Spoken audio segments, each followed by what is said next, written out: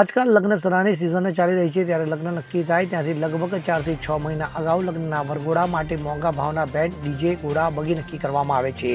ત્યારે આજના ડિજિટલ યુગની વચ્ચે જૂની પુરાતન સમયની પદ્ધતિ દ્વારા બળદગાડામાં બરરાજાને બિરાજમાન કરી સમાજમાં એક પ્રેરણાદાયી લગ્ન વરઘોડો અરવલ્લી જિલ્લાના મેઘરજ તાલુકાના ઈસરી ગામે યોજાયો હતો। તો વાત છે મેઘરજ તાલુકાના ઈસરી ગામના ભાટિયા પરિવારની।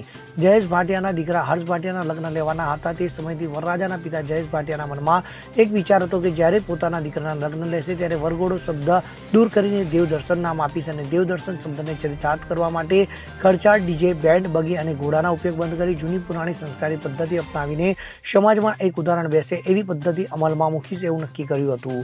ત્યારે જયેશ ભાટિયાએ જે નક્કી કર્યું હતું તે મુજબ 26 નવેમ્બરના રોજ હર્ષ ભાટિયાના લગ્ન હતા એટલે ગત મોડી રાત્રે તેનો વરઘોડો હતો। તો વરરાજાના પરિવાર દ્વારા મોંઘી દાટ કાર કે બગીનો ત્યાગ કરી એક બળદગાડું મંગાવ્યું અને તેને જૂના જમાનામાં વેલ શણગારીને લગ્નમાં ઉપયોગ થતો હતો તે મુજબ ઇકો ફ્રેન્ડલી રીતે સુંદર શણગારવામાં આવ્યું હતું। તો પરિવારના તમામ સદસ્યો પુરાતન પદ્ધતિ અપનાવવાનો અનેરો ઉત્સાહ હતો જેથી બળદગાડામાં વરરાજાને બિરાજમાન કર્યા।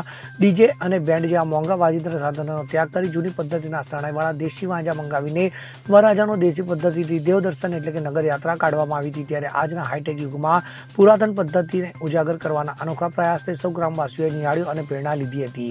ત્યારે આવા અનોખા પ્રયાસથી આજની પેઢીને પુરાતન સમયની રૂઢિનો ખ્યાલ આવે, આર્થિક ફાયદો થાય તો સાથે સાથે ધ્વનિ પ્રદૂષણ પણ અટકે। આવા અનોખા પ્રયાસ સૌ કોઈ માટે પ્રેરણાદાયી બની રહ્યું છે।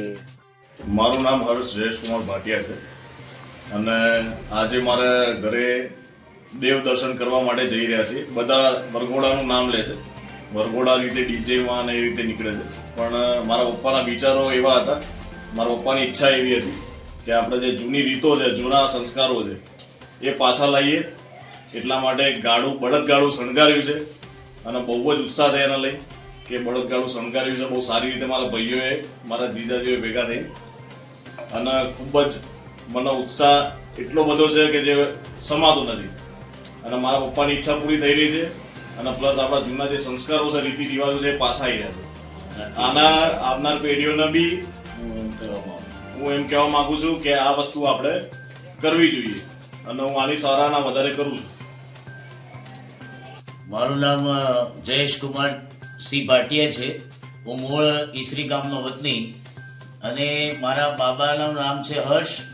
એના મેરેજ આવતીકાલે એની જાન જાય છે પણ આજે એનો વરઘોડો છે અથવા દેવદર્શન એનું નામ અમે આપ્યું છે, કારણ કે વરઘોડો કહીએ તો પાછો ઘોડો વચ્ચે આવે એટલે મેં એને દેવદર્શનથી ઉપમા આપી।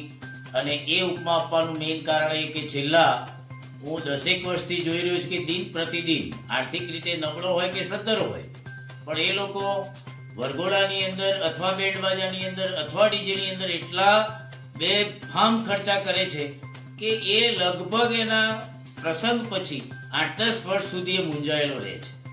અને નંબર 2 સૌથી અગત્યની બાબત તો એ કે ભારતીય સંસ્કૃતિ દિવસે દિવસે ભૂસાઈને ખલાસ થઈ ગઈ। એટલે મારા માઇન્ડની અંદર 1 વર્ષથી વિચાર ચાલતો હતો કે મારા બાબા હર્ષના મેરેજ જ્યારે આવશે ત્યારે હું એવું કંઈક કરીશ કે ખર્ચો તો ઠીક છે પણ આવનાર પેઢી અને વર્તમાન પેઢીને ખબર પડે કે આપણા વડવાઓ બાપ દાદાઓ કેવી રીતે જાન લઈને જતા હતા અને કેવી રીતે વર્ણતા હતા। એટલે મને એક વિચાર આવ્યો કે ચલો બળદગાડું કરીએ અને એને ઇકો ફ્રેન્ડલીથી સજાઈએ અને ઓછામાં ઓછા ખર્ચે સમાજને એવો આપણે ઉપદેશ આપીએ કે આપણી રસ્તે ચાલે અને આર્થિક રીતે બોજની અંદરથી બચી એમનું ભાવિ ઉજળું બનાવે। અને દેશની તમામ જનતાને અને ગુજરાતની ખાસ જનતાને મારી વિનંતી કે ભાઈ આ રીતે કરો, ખર્ચની અંદરથી તો બચો, કંઈક સરસ લાગશે અને કંઈક ટેન્શન વગરનું કામકાજ ઇકો ફ્રેન્ડલી દેવદર્શન એનું નામ આપો। વરઘોડો કાઢી જ નાખો, વરઘોડો કોઈ એટલે ઘોડો લાવવો પડે, આપણે એવું કાઢી જ નાખો ઘોડો, તો ડીજેની પણ જરૂર નથી, કશું નહીં। દેશી આપણે પ્રાચીન કાળની અંદર રાવર મિત્રો જે રીતે વગાડતા હતા એ જ મેં ટીમ બોલાવી છે અને ઇકો ફ્રેન્ડલી બળદગાડા દ્વારા હું મારા બાબાના લગ્ન કરવા જઈ રહ્યો છું। અમિત ઉપાધ્યાય સાથે CN24 ન્યૂઝ અરવલ્લી। હવે જુઓ દેશ દુનિયાની તમામ ખબરો તમારી આંગળીના ટેરવે। ઉઠાવો મોબાઈલ અને ગૂગલ પ્લે સ્ટોર પરથી ડાઉનલોડ કરો અમારી CN24 ન્યૂઝ મોબાઈલ એપ।